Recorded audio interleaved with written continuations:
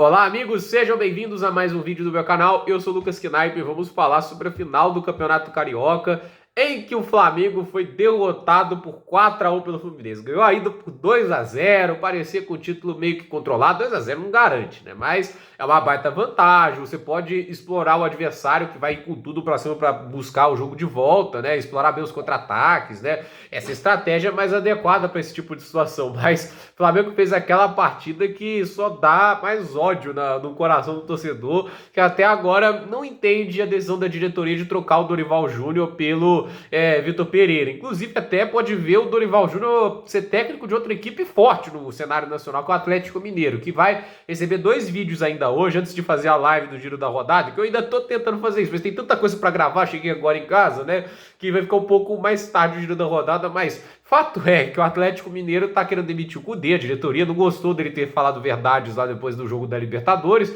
e depois de ser campeão vai demitir o cara, ou vai tentar uma saída amigável para trazer o Dorival, e pelo visto tá muito próximo de ser concluída essa negociação.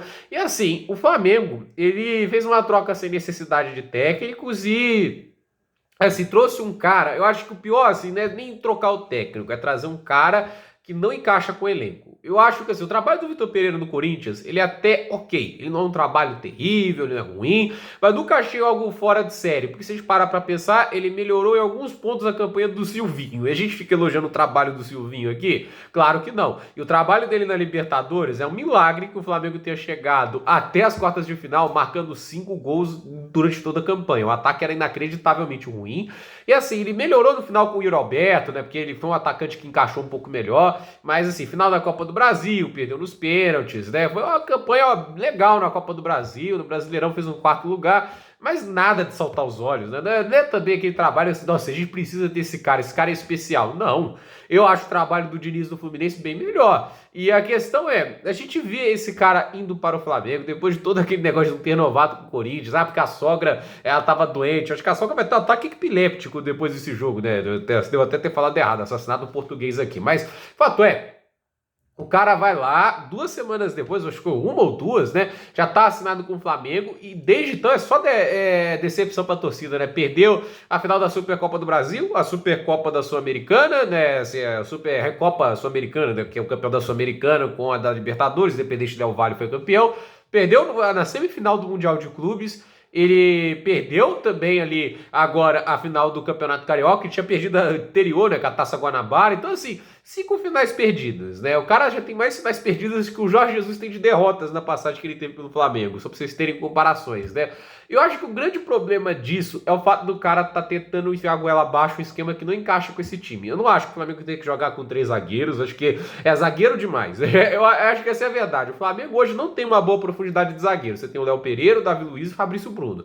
Esses caras não te trazem tanta segurança hoje, são estáveis. Uma hora vão jogar super bem, outra hora vão jogar mal, ou no caso de hoje jogaram muito mal. E assim, no banco de reserva você tem que ir o Pablo, que é um bloco muito lento, é um dos zagueiros mais lentos que eu já vi. Tem lá o Rodrigo Caio, mas esse vive lesionado, né? Inclusive até hoje o Bruno Henrique estava no banco de reservas, né? Não chegou a entrar em campo, né? Mas é assim, você tem um banco assim que para o trio de zaga, né? Não acho adequado, mas pior, né? Que a questão é, quando você vai jogar em 3 zagueiros, você pensa lá, Antônio Conte, Massimiliano Alegre, né? Agora estão lá na Juventus fazendo linha de 3 zagueiros, né? Esses técnicos grandes que eu tô tentando usar como exemplo, né?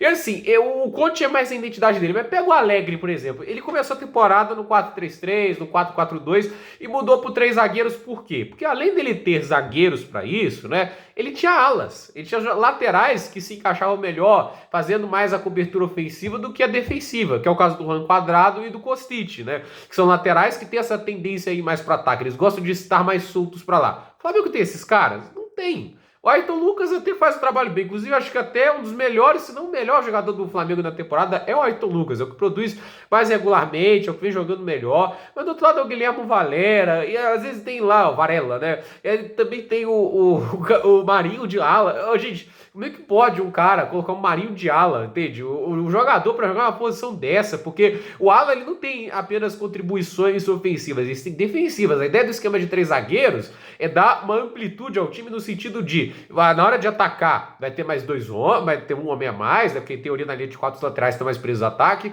Na hora de voltar a defesa, é uma linha de 5, entende? É dar essa ideia de esquema variável, só que do jeito que tá, não funciona, né? Então, assim, e você ainda perde o jogador de meio campo, né? Num 3-4-2-1. Você perde um jogador de meio campo, ele tenta colocar o Gabigol como um jogador ali um pouco mais recuado. Não acho essa ideia de tudo ruim, mas ele já não vem numa boa fase. Colocou o Everton Cebolinha também, o Pedro. E os únicos meio-campistas desse time, olha como é o meio-campo vazio, é o Thiago Maia e o Jackson, entende? Esses são os caras que estão fazendo o sistema de meio-campo do Flamengo. Então, assim, não é de se surpreender que o time tá assim, entende? O Felipe Luiz, por exemplo, que é o lateral que jogou bem na última temporada, ele é um lateral, ele não tem condição de ser um ala, né? O Everton Ribeiro, também não acho que ele vai se encaixar nesse esquema de 3 zagueiros, né? Eu acho que o técnico, ele tem que colocar a mão na cabeça e pensar: esse esquema não dá. Ele fez isso no Corinthians e por que não tá fazendo agora no Flamengo? O Flamengo tem um elenco muito bom, tem excelentes jogadores, mas isso não quer dizer que ele consegue jogar de qualquer tipo de maneira. Por isso que eu acho que esse é o maior freio do Flamengo. É a teimosia do técnico. O Ancelotti nos ensinou: você não adapta os jogadores ao esquema, você adapta seu esquema aos jogadores, você tem que deixar eles mais confortáveis possível, né?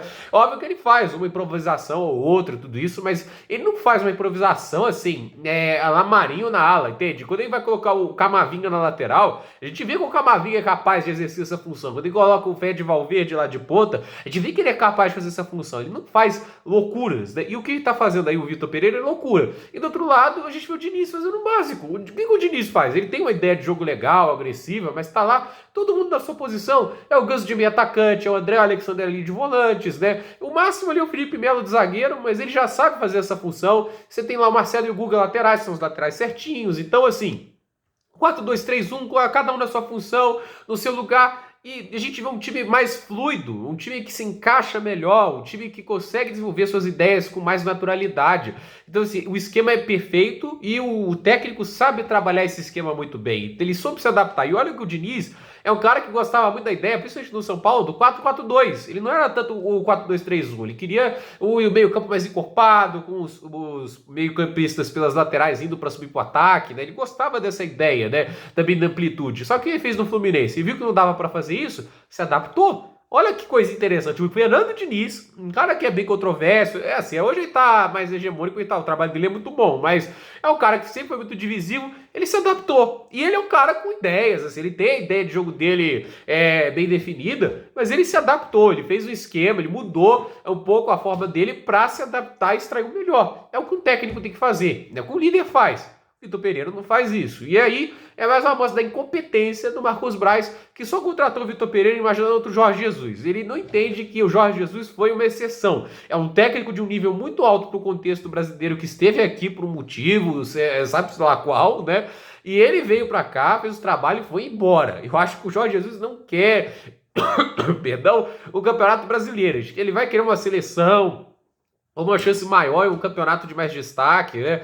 Mas é aquela história, o cara só soube aquele negócio. Jorge Jesus foi um acidente no curso do Marcos Braz e ele fez a fama dele tudo em cima disso. E agora a gente tá aí tentando sempre um Paulo Souza, o Domenech, né? É agora também o Vitor Pereira. Quero saber quem vai ser o próximo, porque, gente, não duvidem. Pode ser até o Cudê, talvez ele acerte nisso, já que o Cudê vira o técnico do Flamengo, né? E dá até medo que ele é um baita técnico, mas sinceramente é isso, né? O Marcos Braz sempre na eterna busca para achar o novo Jorge Jesus. E assim, quando ele perceber que só o Jorge Jesus é o Jorge Jesus, né? Acho que vai ser um pouco tarde demais, né? Ou talvez não. Vamos ver quanto tempo vai demorar para fazer a troca de comando, porque do jeito que tá, é inadmissível, né? Você vai deixar o Flamengo passando, jogando desse nível, desse jeito, vai cair na fase de grupos da Libertadores. Então, gente, por esse vídeo é isso. Tudo nos comentários, deixe seu like, se inscreva no canal, compartilhe esse vídeo. Parabéns ao Fluminense, campeão carioca, mais um título pro Diniz, tudo bem que não é o título mais importante, né? Eu pessoalmente não tenho lá muito apreço com o estadual,